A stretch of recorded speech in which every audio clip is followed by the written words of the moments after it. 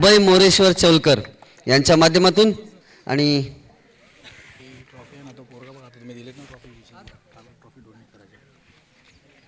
नक्कीच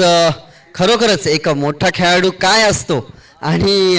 मोठ्या खेळाडू कशामुळे बनला जातो तर नक्कीच पुढे हरीशला काहीतरी म्हणायचं आहे या स्पर्धेबद्दल किंवा काही तर नक्कीच हरीश पहिलं प्रथम तू सामनावीर झालेस एवढी मोठी स्पर्धा आहे मला वाटतं या मैदानावर ऑक्शन फॉर्मॅटमधनं पहिल्याला खेळायला मिळाले आणि सोमजय संघाकडून जिंकलेस कसं वाटतंय तुला खूप छान वाटतंय आयोजन नियोजन पण खूप छान होता दोन्ही अंपायरचा पण डिसिजन एकदम जबरदस्त होता याचं सांगत होते की जिथं डिसिजन आहे ओके तिथं नाही चेंज म्हणजे नाहीच तर नाहीच एक नंबर एकदम डिसिजन झाला आणि आयोजन एकदम ग्राउंड पण खूप छान झाला आणि ही जी ट्रॉफी आहे ती मी जो आता दांडा पॅकरचा प्लेअर जो आमचा आहे ऋषभ त्याला विषभला मी डोनेट करतोय कारण कालच्या दिवसामधून ते आजपर्यंत त्यांनी ज्या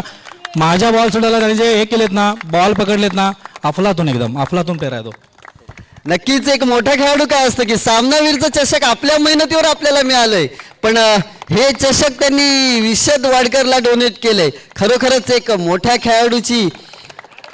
मनाचं मोठेपणा किती असतं हे सुद्धा आणि नक्कीच विशद आता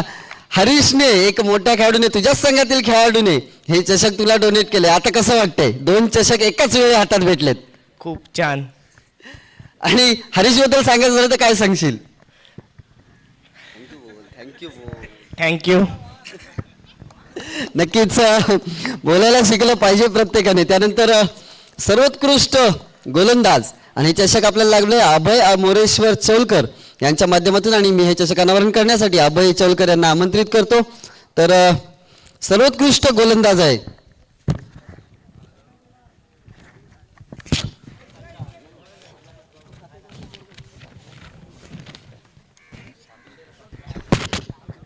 ज्यांनी आपल्या गोलंदाजीमधून 48 धावा खर्च करून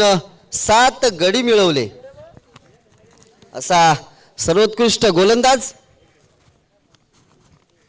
सोमजय वॉरियर संघाचा कर्णधार सिद्धार्थ नेवरेकर याला सर्वोत्कृष्ट गोलंदाज आपण घोषित करतोय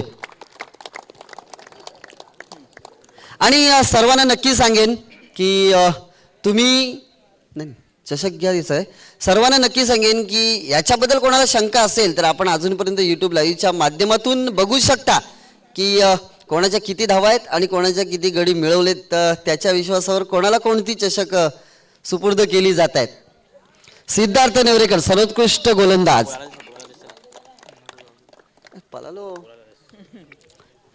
आणि त्यानंतर